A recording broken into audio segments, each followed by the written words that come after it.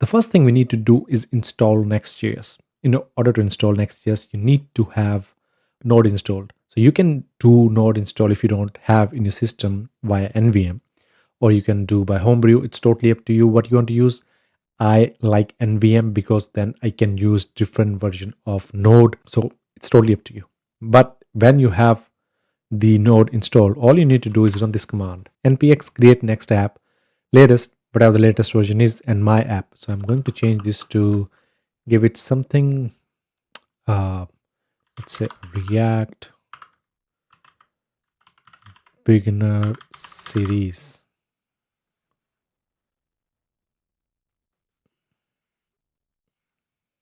If I do the enter, then it is going to ask me some questions. Okay, to proceed, yes.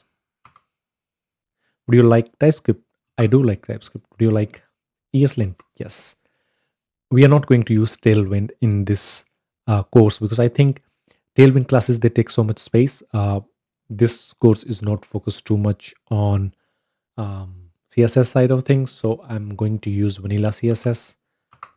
I'm going to keep the code in source directory, yes, and I'm going to use the app router, yes, and I'm not going to use server pack. And would you like to customize the import alias? Yes, and I think this is fine. I don't need to change that, and the dependencies are being installed right now. It might take a few seconds. Okay, so everything is installed. If I do the ls, we need to cd into that. Now if I open that in my VS Code, so this is the default Next.js project. It has many files, package.json, package lock.json, config file, get ignore, source, and public folder. If you know nothing about any of these files and folder, we are going to talk more deeply like what the usability of these folders are. In order to run our server, let's open a new terminal over here and clear this first, and I can zoom in a little bit so that you can see clearly. I need to run npm run dev. If I do that, it will run the dev server. I have both 3000, 3001 occupied, so it's opening on localhost 3002. So here is the localhost 3002, and you can see it's just a basic page which has like few buttons like read your docs, deploy now. It's probably going to the Vercel page, and that was the command. And where did that command come from? You're like, I didn't know, like you have to type npm run dev. So if you go to package.json, then you would see something called script.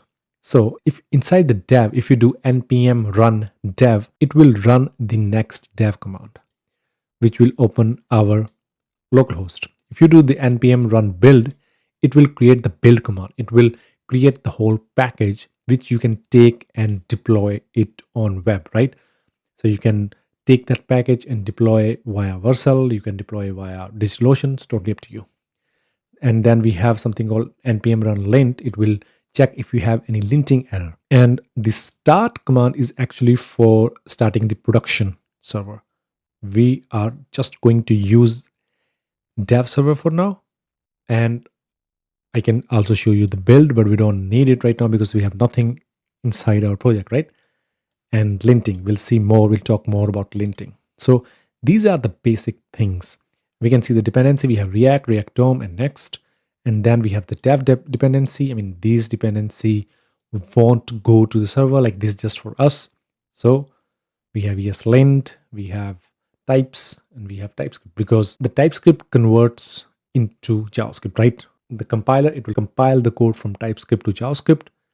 And when you do that, you will remove all types. Let's say you run the TypeScript code. Browser doesn't understand TypeScript. Browsers just understand JavaScript. When you run the npm build, it's going to probably take all the TypeScript out, because in the final version, you don't need TypeScript. TypeScript for us, for developers. It is built for developers. It wasn't built for browsers. So these are dev dependencies. So we don't need to touch them right now because we need to use them.